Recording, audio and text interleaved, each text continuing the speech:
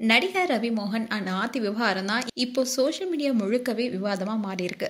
ஆர்த்தி ஒரு பக்கம் அறிக்கை வெளியிட, ரவி மோகன் ஒரு பக்கம் அறிக்கை வெளியிட்டு அதை மறுத்துட்டு வந்தாரு. இந்நிலையில ரவி தரப்புல ஆர்த்தியும் அவங்க அம்மாவும் ரவி மோகன் குறித்து எந்த ஒரு அறிக்கையும் வெளியிடக்கூடாதுன்னு நீதிமன்றம் தடை விதிச்சிருக்காங்க. இந்நிலையில கெனிஷா குறித்து பத்திரிகையாளர் சேகுவரா பல விஷயத்த பேசியிருக்காரு ஒரு இன்டர்வியூல.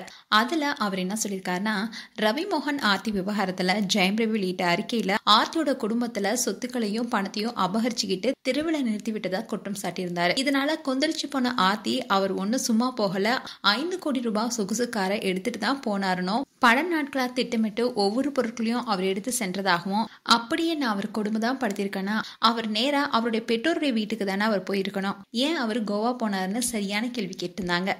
ஜெயம் ரவி உண்மையில நல்லவர் தான், அவர் இதுக்கு முன்னாடி பொய் சொன்னதில்லைங்கிறதுனாலேயே அவர் மாட்டிக்கிட்டாரு. ஜெயம் ரவிக்கும் ஆர்த்திக்கும் பிரச்சனை ஏற்பட்டு அந்த விஷயம் மீடியாவுக்கு தெரியறதுக்கு முன்னாடியும் பின்னாடியும் இந்த ஒரு வருஷத்துல குழந்தைகளை 4 முறை சந்திச்சிருக்காரு. ஒரே அடியா குழந்தைகளை அவர் விட்டு விடல. அவருக்கு குழந்தைகள் மேல அதிகமா பாசம் இருந்திருக்கு. வேடந்தாங்கல் சரணாலயத்திற்கு ஒரு குறிப்பிட்ட காலத்துல சில பறவைகள் வந்து செல்லும். அதே மாதிரிதான் ஜெயம் ரவிக்கு கெனிஷா மீது ஏதோ ஒரு ஈர்ப்பு ஏற்பட்டு அவங்க கூட அவர் போயிருக்காரு.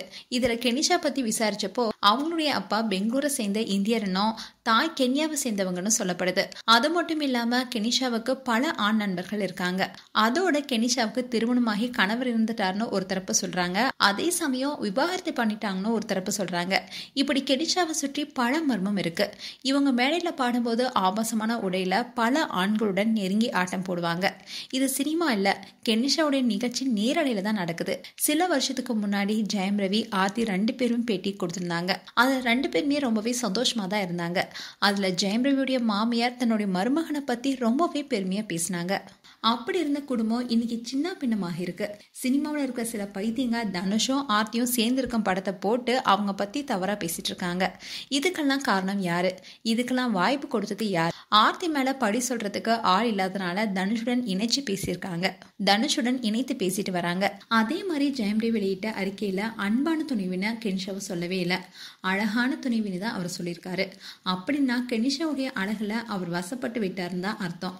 அன்பான துணைவியா ஜெயம் ரவி நினைச்சிருந்தா ஐஸ்வரி கணேஷோடைய வீட்டு வரவேற்பு நிகழ்ச்சிக்கு வந்தப்போ ஒரு துப்பட்டாவை வாங்கி கொடுத்திருப்பாரு.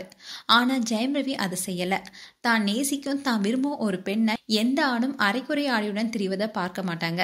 உடை அணிவது என்பது அவங்களுடைய உரிமையா இருந்தாலும் அதன் மூலமா யாருக்கும் எந்த பிரச்சனையும் வராம இருக்கணும். கெனிஷா போன்ற நபர்களால தான் பலர் பாலியல் குற்றங்கள் நடக்குதுன்னு சேகுவாரா அந்த பேட்டியில பேசியிருந்தாரு. இப்போ இந்த வீடியோ சோசியல் மீடியால வைரல் ஆயிட்டு வருது. மேலும் கெனிஷா குறித்து உங்களுடைய கருத்துக்களை கமெண்ட் செக்ஷன்ல சொல்லுங்க. இது போன்ற வீடியோஸை பார்க்க நியூஸ் தமிழ் கிளிட்ஸ் சேனலை சப்ஸ்கிரைப் பண்ணுங்க. மறக்காம நோட்டிபிகேஷன் பட்டனை கிளிக் பண்ணுங்க.